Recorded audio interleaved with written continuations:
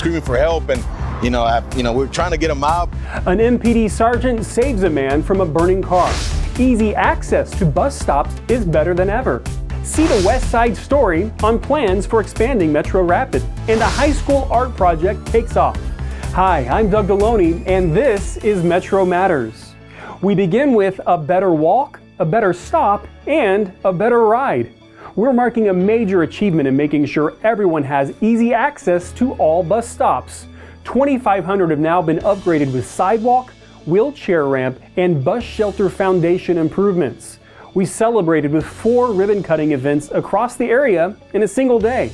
We can all agree that transit's value in promoting transportation equity is undeniable.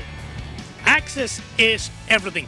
This initiative includes a commitment that our bus stops will not just be compliant with the ADA, but will go above and beyond. And today, we gather here to mark a significant milestone on this journey. This is a momentous occasion. For me, when I look at an accessible bus stop, I don't see the curb ramp, I don't see the stop, I don't see the pad. I see opportunity. I see the chance to go somewhere, to go and get an education, to go to work, to go to church, to go get friends, to engage in recreation. We're very proud of this accomplishment, but there's more to come. We understand clearly that COVID-19 has shown us that access to dependable, affordable public transportation is more important than ever before. Metro made universal accessibility a priority in 2017, committing to upgrading and building facilities that can be used by everyone, regardless of age, size, or ability. If you haven't used our new METRORapid service in the Uptown area, give it a try. It'll give you an idea of what's in store for West Houston. Metro's Chelsea Trahan is here with an update on plans for expanding our service that runs a lot like rail. Chelsea? Doug, as you know, METRORapid is a system providing fast and reliable high-capacity services similar to METRORail. The Inner Katy METRORapid line will start here at the Northwest Transit Center and run for more than 7 miles along I-10 into downtown. The biggest benefits? Improving traffic congestions and transit connections. West Park, Lower Uptown. Senior Planning Program Manager Alma Kavanaugh oversees the Inner Katy project, which will create a bi-directional exclusive guideway for commuter buses and the METRORapid, providing passengers rapid transit between Uptown and Downtown, 2 of the largest employment and activity centers in the region. It will be a 1-seat ride with no transfers. The dedicated lanes will keep public transit and private vehicles from traveling in the same space. It also aims to utilize the existing green and purple LRT lines in downtown on Capitol and Rusk. The project is part of the Metro Next Moving Forward plan that voters approved funding for in 2019. Metro held various public meetings to get the public's input for the Inner Katy line in 2021 and this year. The plans include 2 design options and new stations at Memorial Park, Shepherd-Durham, and Studemont. The line will also link to several local bus routes, our regional express routes, and be 100% accessible, with wider doorways and level boarding to accommodate people of all abilities. It'll have the same look and amenities as METRORail stations and platforms. In downtown, we're looking at 2 additional stations at Franklin Bagby and St. Emmanuel Edo. The project is now in the environmental phase. The process really allows us to look at the project from a different number of impacts or resource areas, where we look at impacts to the built environment, to historic archaeological noise, vibration, even the transportation patterns within the corridor. So that's what we're trying to analyze right now. Based on feedback from community meetings to emails, more than 80% of respondents say they are likely to use Inner Katy METRORapid service. Construction could begin as early as late 2023 or early 2024. All riders will benefit from the service. It's for everyone who values a time-saving option wants to save on gas, appreciates convenience, and wants to avoid traffic in one of the most congested areas in our region. The approval process for the Inner Katy METRORapid line is extensive, and we'll continue to get input from the community as this plan moves along. The goal is to have the line operational sometime in 2027. Doug? Thanks, Chelsea. Sure, Metro provides vital transportation services every day, but we also serve the community in so many other ways. Quick action by one of our police sergeants helped save a man's life. Take a look. I was with family. We witnessed a horrible accident. A vehicle overturned, landed on the side.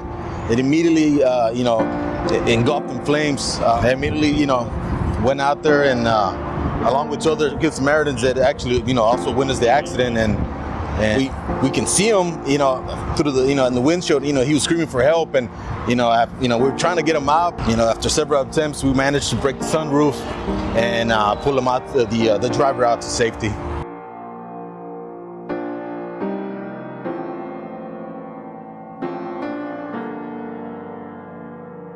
We're out here. Yes, we're our main focus is Metro, our buses, our trains, our transit centers.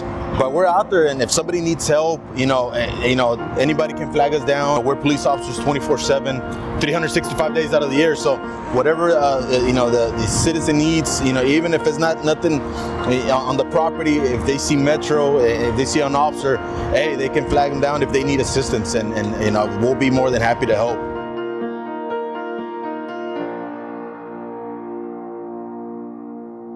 Stories like that add to MPD's legacy of service as the department celebrates its 40th anniversary. Here is a glimpse of 1982 to the present. The Metro Police is here to protect and serve. We are committed to that. If there's a need, we will be there. When we were sworn in, I had an old picture of a swear-in, and it may have been 15, 20 officers sworn in. We've grown. Now we're authorized 276 police officers. Transit policing is really the perfect example of community policing. Police have a tremendously important role, but it's also the transit community. It's the bus operators, it's facility maintenance staff, it's our other customers, it's the general public. All have a role in making sure the environment we operate in is a safe and secure environment. Most I'm proud is during a pandemic for 2 years, we haven't skipped a beat. We've continued to provide essential services to this community. This is a very professional, well-trained, well-led, and I want to thank Chief Bumpers for her leadership, well-led police department. I have been with Metro PD for 40 years. There have been a few times where we have reunited lost children. One, I remember when I was an officer and a young boy who was riding the bus by himself, and he may have been 7, 8 years old, and he wasn't sure about where he lived, didn't have any information on him. So I remember I drove from place to place. He said, I think it's here, I think it's there. And it was based on where he caught the bus. And so it took me probably the entire shift that night to finally reunite him with his mother.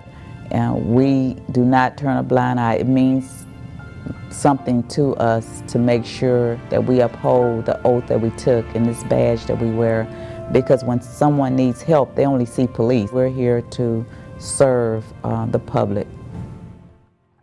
A reminder to download our MPD app so you can connect with an officer anytime. Our next story shows just how helpful they can be. I got my wallet back. Thank you, Metro PD. Thank you, Metro. I commute in the mornings and in the afternoons. Somewhere along my morning commute, I lost my wallet.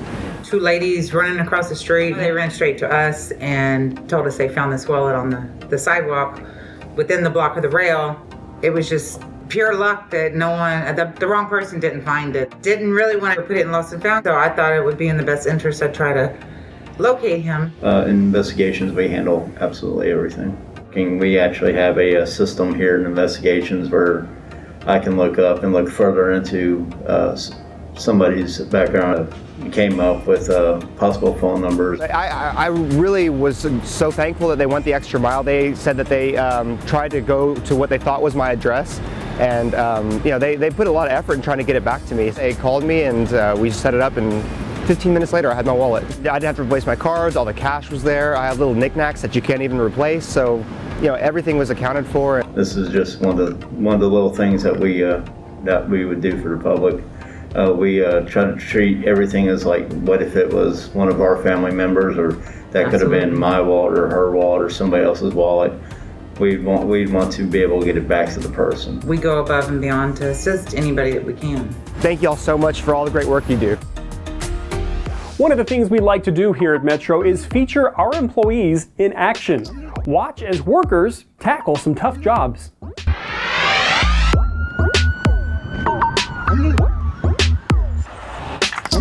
Yeah, we brought this one from Sacramento. And it takes about a week to deliver to Houston. It's quite a haul. And people don't pay attention, and they don't realize how long this thing is. These trains are really long, so you got to watch people in all lanes. I mean, we're covering every lane. It's nice to have Metro PD helping us out. It's a team effort. It includes the MPD, Transportation Department, Light Rail Maintenance Department, which is my department, the vendor, which is Siemens. We all work together to deliver this vehicle safely.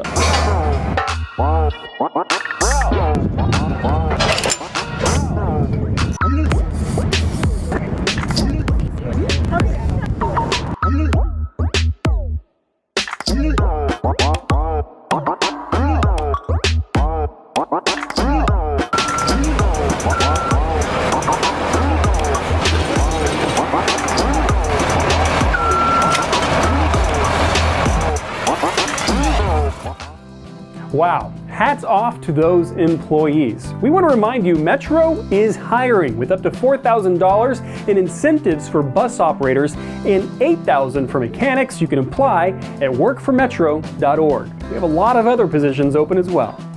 Customer service is always ready to help you. Just call 713-635-4000. We love to hear from you on our Facebook and Twitter, and also on our Instagram pages in both English and Spanish.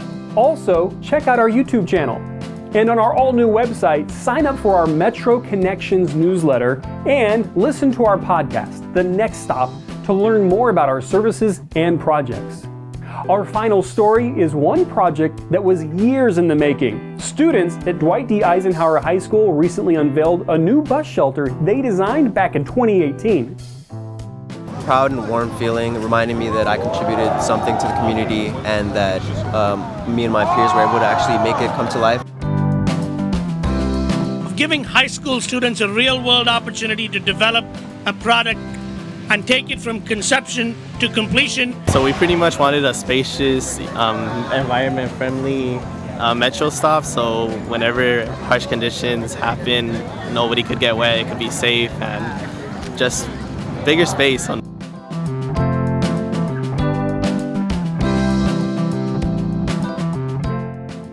In my design, if you look at my design, there's like different elements such as like the sports teams, the academic team, and like the medic team, such as HOSA and all the different like medical groups that are in our school. I kind of just wanted to show off like the different diversity of groups that's within Eisenhower. We are like the Mighty Eagles, swoop swoop, kind of like the catchphrase. We need to take advantage of opportunities like this bus shelter and this competition because it empowers our youth to be a part of solutions that address local challenges. It's those creative ideas about how to design a transit stop, how it impacts traffic, how it impacts ADA accessibility to make sure it's accessible to everybody.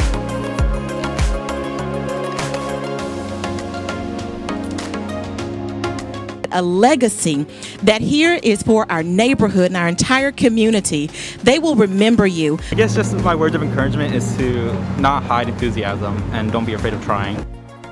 Great partnership and great job by those students. As always, stay safe, and we hope to see you again soon on board.